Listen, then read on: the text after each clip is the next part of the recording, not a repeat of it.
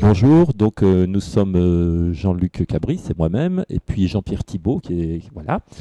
Nous sommes deux membres du CGEDD. Alors, le CGEDD, c'est un organisme interne au ministère de l'écologie, le MTES, le ministère de la Transition écologique et solidaire.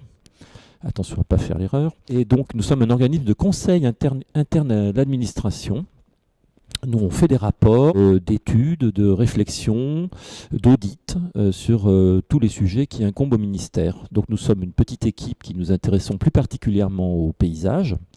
Et nous avons, voilà, 2 ans entrepris un rapport sur ce qu'on appelle, en termes un peu barbares, un parangonnage, c'est-à-dire aller voir, ou un terme encore plus barbare, benchmarking, qui consiste à aller voir dans un certain nombre de pays européens, comment ils appliquent la Convention européenne du paysage et qu'est-ce qu'on pourrait en tirer pour nos politiques en France. Donc on a fait un gros rapport qui comporte une partie d'analyse, une partie de ce qu'on a vu, une partie de recommandations et puis beaucoup d'annexes qui sont des fiches par pays, donc qui sont très intéressantes, que je vous conseille vivement de lire parce que beaucoup d'informations se trouvent dans ces annexes. Aujourd'hui, donc la présentation qui est faite ne porte pas vraiment sur le déroulé des 8 propositions que nous faisons. Il va plutôt parler de la méthode. C'est-à-dire comment, à partir de situations à l'étranger qui sont complètement différentes, des pays qui sont de taille différente, qui ont des institutions totalement différentes, des cultures totalement différentes, on peut arriver à transposer en France ce qu'ils font pour le plus grand bien de notre pays. Simplement, ce qu'il faut dire, c'est que nous avons rendu ce rapport au mois de mars dernier, que nous avons dans ce rapport un certain nombre de propositions faites aux ministres qui les adoptera ou pas, ou un peu, ou pas du tout, et que parmi ces recommandations, certaines touchent à ce qu'on appelle une stratégie nationale du paysage. Pensons que le paysage mérite un débat national et une série de priorités fixées, d'objectifs, d'enjeux et de manières de faire qui méritent d'être sur un seul document qui serait un document cadre pour les années à venir. Ça, c'est une première proposition, et pour nous, c'est la plus importante.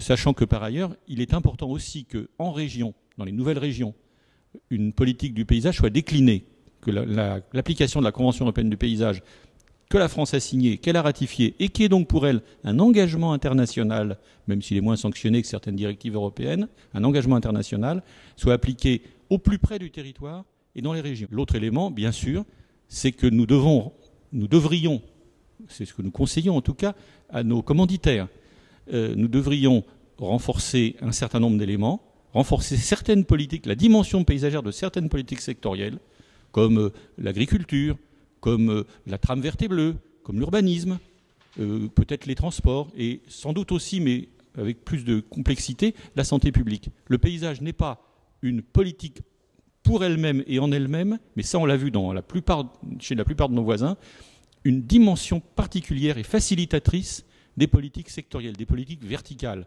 Nous sommes en France un pays où les choses restent très centralisées dans les têtes et où la prégnance de la verticalité dans les politiques publiques est une véritable plaie. Une politique ignore sa politique voisine.